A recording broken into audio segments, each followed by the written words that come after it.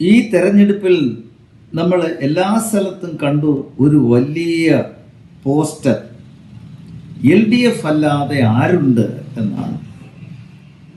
തെരഞ്ഞെടുപ്പ് കഴിഞ്ഞപ്പോൾ ജനങ്ങള് പിണറായിയെ ബോധ്യപ്പെടുത്തി LDF അല്ലാതെ UDF ഉണ്ട് എന്ന്. ഏതായാലും ഈ LDFന്റെ ഈ ഒരു വലിയ ബോർഡ്, പോസ്റ്റർ, ഇതിൽ നിന്നൊക്കെ അവരുടെ അഹങ്കാരത്തെ അല്ലേ പുറത്തു കൊണ്ടുവരുന്നത്. പിണറായി വിജയന്റെ അഹങ്കാരം, അഹന്ത, എല്ലാം തനിക്കപ്പുറത്തൊന്നുമില്ല എന്നുള്ളൊരു വിശ്വാസം, താൻ എന്ത് ചെയ്താലും അതിനൊന്നും ചോദ്യം ചെയ്യപ്പെടാൻ പാടില്ല എന്നൊക്കെയുള്ള ധാർഷ്ട്യം, ഇതൊക്കെയാണ് LDFന്റെ പരാജയത്തിലേക്ക് നയിച്ചത്. നമുക്കറിയാം, LDFലെ മന്ത്രിമാരുടെ പുറത്തൊന്നും അങ്ങനെ വലിയ അഴിമതി കഥകളൊന്നും വന്നില്ല. പക്ഷെ പിണറായിയുടെ നേർക്ക് വന്നു, മോക്ക് വേണ്ടി, മകന് വേണ്ടി, അങ്ങനെ പലതും വന്നു. മരുമോൻ കാണിക്കുന്ന അഴിമതിയും ഒക്കെ പുറത്തു വന്നു.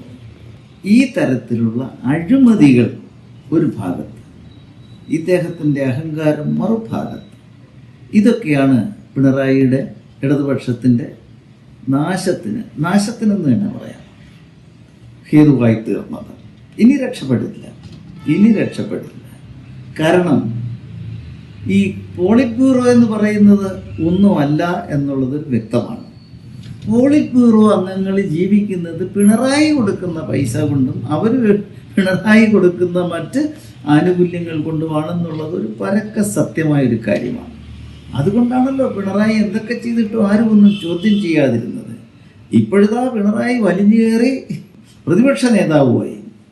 പക്ഷെ പാർട്ടിക്കകത്തുള്ളവർക്ക് ഭയങ്കര എതിർപ്പുണ്ടെങ്കിൽ പോലും പോളിറ്റ് ബ്യൂറോയ്ക്കൊന്നും ചെയ്യാനൊക്കില്ല. പിന്നെ അവൈലബിൾ പോളിറ്റ് ബ്യൂറോ ഏതാണ്ടൊക്കെ പറഞ്ഞു, രാജിവെക്കണം എന്നൊക്കെ പറയുന്നുണ്ട്. പക്ഷെ അതിലൊന്നും യാതൊരു കഥയുമില്ല.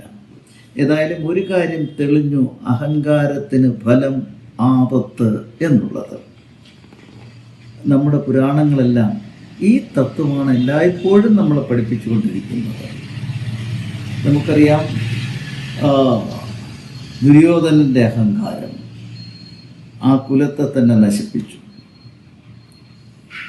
അതേപോലെ രാവണൻ്റെ അഹങ്കാരം ലങ്കയെ അദ്ദേഹത്തിൻ്റെ കയ്യിൽ നിന്നും എന്നേക്കുമായി വഴുതിപ്പോയി. രാവണൻ അതിദയനീയമായ നിലയിൽ പരാജയപ്പെടുകയും ചെയ്തു. അതേപോലെ കംസനാകട്ടെ, ഹിരണ്യാക്ഷനാകട്ടെ, ഹിരണ്യകശുവാകട്ടെ, ഇവരുടെ എല്ലാം ദുരന്തം സംഭവിച്ചത് അഹങ്കാരം കൊണ്ടാണ്. പിണറായിക്കും അത് തന്നെ സംഭവിച്ചു, സ്റ്റാലിനും അത് തന്നെ സംഭവിച്ചു. സ്റ്റാലിനും അഹങ്കരിച്ചു, അയാളല്ലാതെ വേറെ ആരുമല്ല. അയാളുടെ മോൻ്റെ അഹങ്കാരം അതങ്ങ് ആകാശം മുട്ട എത്തി. സനാതനധർമ്മത്തെ അയാൾ എന്തിനോടൊക്കെയാണ് ഉപമിച്ചതെന്ന് ഞാൻ എടുത്ത് പറയുന്നില്ല. അത്ര ഒരു നികൃഷ്ട ജീവിയായ അധപ്പതിച്ചവൻ, തൻ്റെ മകൻ, അവനെ നിലക്കി നിർത്താൻ അയാൾക്ക് കഴിഞ്ഞില്ല. ഈ കഴുതയ്ക്കറിയാമോ സനാതനധർമ്മം എന്താണ് എന്നുള്ളത്? ഞാൻ വിചാരിച്ചിരിക്കുന്ന നമ്മുടെ നാട്ടിൽ നടക്കുന്ന ചില്ലറ ജാതിയൊക്കെയാണ് സനാതനധർമ്മമെന്നാണ്. പോട്ടെ, അവൻ്റെ അഹങ്കാരം, അവൻ്റെ അച്ഛൻ്റെ അഹങ്കാരം തമിഴ്നാട്ടിലെ DMK പരാജയപ്പെടുത്തി. അത് തന്നെയാണ് ഇവിടെയും സംഭവിച്ചത്. പിന്നെ നമ്മുടെ പിണറായിക്ക് വേറൊന്നുകൂടെ കിട്ടി. എന്തോന്നറിയാമോ? സ്ത്രീശാപം ഭയങ്കരമാണ്. രാവണന് വലിയൊരു കുഴപ്പം പറ്റിയത്, അദ്ദേഹം സീതയെ കൊണ്ടുവന്നു, തൻ്റെ കൊട്ടാരത്തിൽ ഒക്കാത്തത് കൊണ്ട് പിന്നെ പരിസരത്ത് ഒരു വൃക്ഷച്ചുവട്ടിലിരുത്തി. പക്ഷെ അടുത്ത് ചെല്ലാനോ തൊടാനോ പറ്റിയില്ല. കാരണം എന്തെന്നറിയോ? രംഭ എന്ന് പറയുന്ന ഒരു അപ്സര സുന്ദരിയുണ്ടല്ലോ, അവരെ രാവണൻ വഴിക്ക് വെച്ച് കണ്ട് അവർ വേറെ ആർക്കോ വേണ്ടി പോവുകയായിരുന്നു. പിടിച്ചു വലിച്ച് കൊണ്ടുവന്ന് ബലാത്സംഗം ചെയ്തു. അങ്ങനെ രംഭയുടെ ബലാത്സംഗം കഴിഞ്ഞപ്പോൾ അവൾ മനസ്സ് നൊരുകി ഒരു ശാപം നടത്തി, നീ ഏതെങ്കിലും ഒരു സ്ത്രീയെ അവരുടെ സമ്മതമില്ലാതെ സ്പർശിച്ചാൽ നിന്റെ തല ചിതറിപ്പോകുമെന്ന്. അതുകൊണ്ടാണ് തൻ്റെ കസ്റ്റഡിയിലെത്തിയിട്ടും സീതാദേവിയെ തൊടാൻ രാവണന് കഴിയാതെ പോയത്. അത്ര ശക്തമാണ് സ്ത്രീശാപം. ദുര്യോധനാദികളുടെ മാതാവ്, അവർ തൻ്റെ മക്കളും ചെറുമക്കളും എല്ലാം നഷ്ടപ്പെട്ട ഒരവസ്ഥയിലെത്തി. ഈ കുരുക്ഷേത്ര യുദ്ധത്തിന് ശേഷം അവർ കൃഷ്ണൻ്റെ നേർക്കൊരു ശാപം അഴിച്ചുവിട്ടു. നിന്റെ കുലവും ഇതുപോലെ നശിച്ചു വെണ്ണീറായി ഇല്ലായ്മയായി തീരുമെന്നാണ് അനുഭവിച്ചില്ല. കൃഷ്ണൻ ഈശ്വരൻ്റെ അവതാരമാണ്, എല്ലാം തികഞ്ഞ ഒരു 100% ഗോഡ്ലി മാൻ, അല്ലെങ്കിൽ ഗോഡ് തന്നെ. അദ്ദേഹത്തിന് പോലും ആ സ്ത്രീയുടെ ശാപത്തെ തടഞ്ഞു നിർത്താൻ കഴിഞ്ഞില്ല. അത്ര ഇതാണ് സ്ത്രീ ശാപം. ഇവിടെ പിണറായി സ്ത്രീകളുടെ ശാപമാണ് പിടിച്ചു പറ്റിയത്. ആരെന്നറിയോ? പാവപ്പെട്ട ആശാ വർക്കേഴ്സ്. അയാൾ എന്തുവായി കാണിച്ചത്? അവരോട് എന്തിനായിക്കണ്ട ഇത്രയും ക്രൂരത കാണിച്ചത്? എന്തിനാണ്? ഇയാളുടെ മോക്ക് കിട്ടുന്ന മാസം തോളം കിട്ടുന്ന ലക്ഷക്കണക്കിന് രൂപയിൽ ഒരു അംശം എടുത്തു കൊടുത്താൽ പോരാ? എന്താ ഇയാൾ ഈ വിദേശ യാത്ര നടത്തുന്നതിന് ചിലവാക്കുന്നതിന് എമൗണ്ടിന് വല്ല കൈയും കണക്കുണ്ടോ?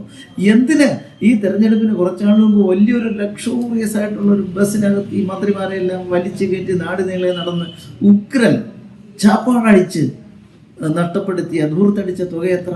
അതിൽ നിന്നൊക്കെ എടുത്താൽ പോരായിരുന്നു.